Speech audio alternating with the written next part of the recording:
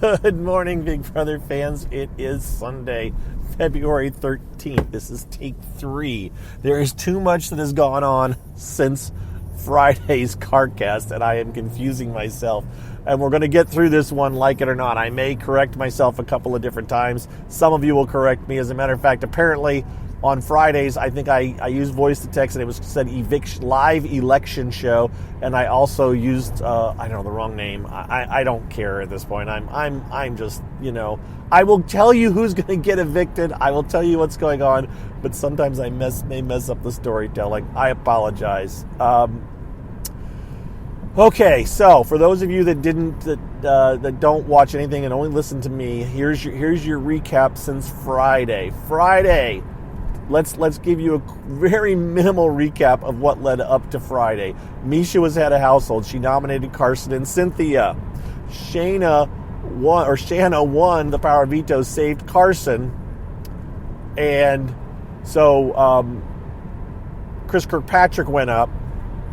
Chris Kirkpatrick got voted out unanimously Friday night, including Shanna voting for Chris Kirkpatrick over Cynthia. Let's recall this, remember this, put this away for a little later, all right?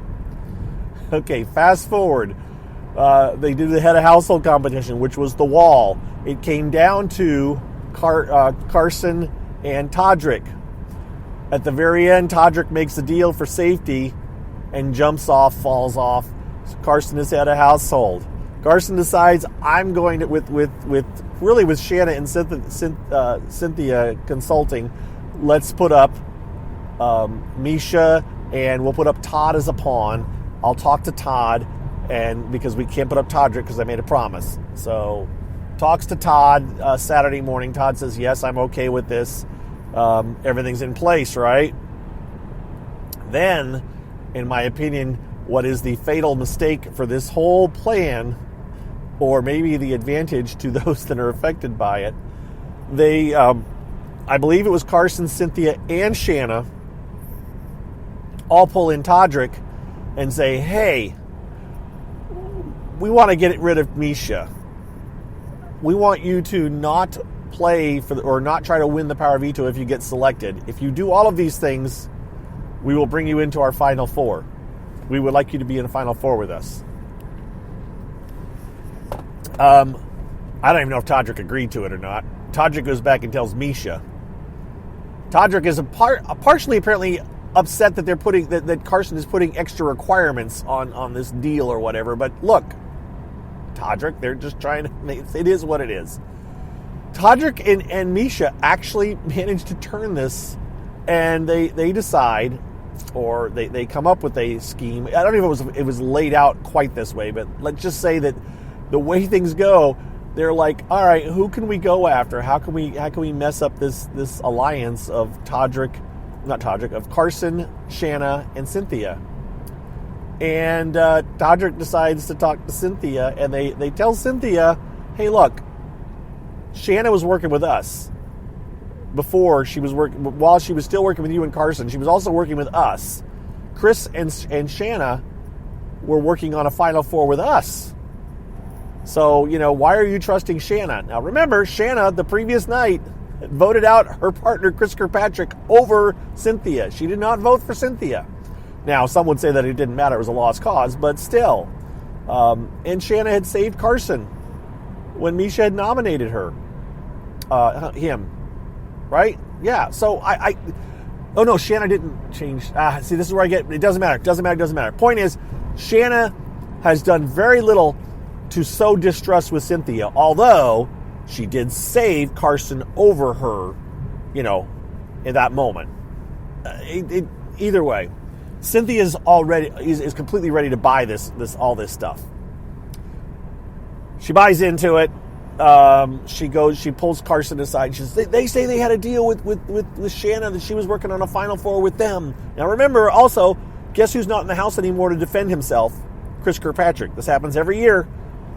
If you want to get a good argument in the game, if you're a Big Brother, attribute things to people who are no longer in the house. Well, Chris Kirkpatrick said, or Chris Kirkpatrick did this, and he's not there to defend himself. So Chris Kirkpatrick is now, things are being said to him about him, which he can't defend. It's a game strategy, and it works sometimes, so can't blame him for doing it. I'm not blaming Todrick and Misha for any of this. They are playing one style of game, and they had to save themselves, and this ended up working for them. Also, one other thought before I go too far on with this. Some of these things that Todrick is saying are not true. Is Misha saying anything that's not true? Because Misha's game is all about honesty and integrity, and she seems to have been playing that way. But this style of game right here is not an honest game. It is a game of deceit and misdirection and misinformation. Is Misha turning a blind eye to this? Is this all Todrick, or is Misha involved in it, fully? I'm not sure. I'm kind of asking that. Some of you that listen to me are definitely paying closer attention than I am. Let's be honest here. There are a few of you out there, more than a few probably, that know actually in greater detail. But for some reason you like to listen to me ramble and get things slightly wrong, and then maybe you don't even correct me later. You just like to listen. So I appreciate that. But my point is, I'm not quite. I was thinking about that. Is Misha? Is she turning a blind eye to Todrick's tactics? Is she on board with them? Does she realize that he's kind of misleading and misdirecting? Is she going to be able to walk out with her head held high that I didn't know what Todrick was doing? These are just thoughts I have. So, point is, they pulled in Cynthia. They convinced Cynthia that Shanna was kind of working against Carson and her. As Shanna points out, you and Carson are tighter than I am with Carson, and so I had to have somebody, and that somebody was Kirkpatrick, and now he's gone. So they're all valid arguments, and we all know this. But I'm not saying that Shanna is completely innocent in all of this, but she's definitely got screwed over in this case by Todrick's gameplay and turning Cynthia, and Cynthia's willingness to buy into whatever Todrick was selling. So, point is, they convinced Cynthia. Cynthia got a hold of Carson. Carson seemed to be convinced. They also, at the same time, Todrick and others, I think Todd was buying into it, are implying that Shanna's been flirting with Lamar Odom, and that this is inappropriate, and stuff like that. And it's like, really?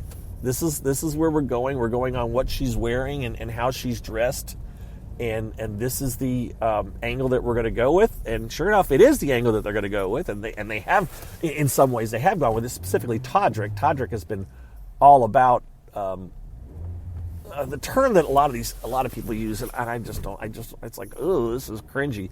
The term is slut shaming, and I don't particularly care for the term, even as a negative against the person that's doing it. I don't know, man. It just seems ugh. Point is, they have been kind of just bad mouthing Shanna and implying things about her that don't seem to be accurate. I don't think she's. She may have been talking with Lamar and may have been flirting with Lamar or whatever, but I don't think there's any. I don't even know if it's a flirting thing. It is what it is. It doesn't matter.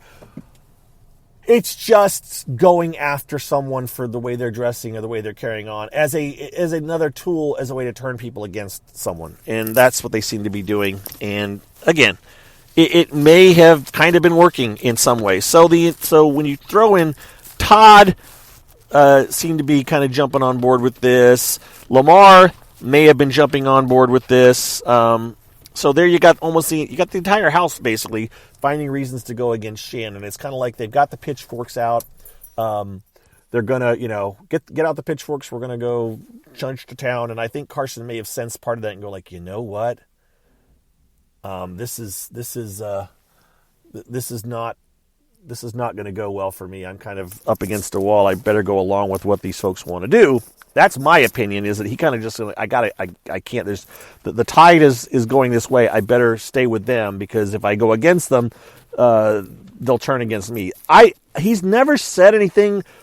There's no one he can say that to, and I don't know this is 100% sure, but it's just the feeling I get. So, point is, the entire house on Saturday kind of flipped and just turned against Shanna, and she's kind of done. She's kind of gone back to her room, pulled a blanket up over her head, and things went on afterwards. And then they kind of calmed down and everything. But in the end, they actually still made nominations the way they made them. So Carson actually still did nominate Misha and Todd. But the whole point is that they're doing it because they don't want Shanna to have a chance to save herself. They don't want her to win the power of vetoes. They don't want to give her a chance to even play for it. So they're hoping she doesn't get to play for it. Now, this is all going to happen live on Monday, so I'll talk to you again tomorrow about this too. But just right now, as of now, we think it's Misha and Todd nominated, 99% sure. They came back late from the nomination, so we didn't get to see the wall, but that's pretty sure who's nominated, and based on conversations. If by chance Shanna wins the power veto, I would guess she's not going to use it, and so then they're gonna go after Todd. That's who Misha and Todrick are going to try to get to go out, which will probably who may go out. I don't know. I don't know what'll happen, but Todrick seems to be planning to he may be planting seeds of negativity around Todd in case that's the nominees so that Misha stays. I don't know if that'll happen or not, though. It'll be interesting. All right, that's all I got, guys. I got to go. I'm on my way to another basketball game. You guys be well. Have a happy Sunday. Thanks for listening and putting up with me, and have a good one. Bye-bye.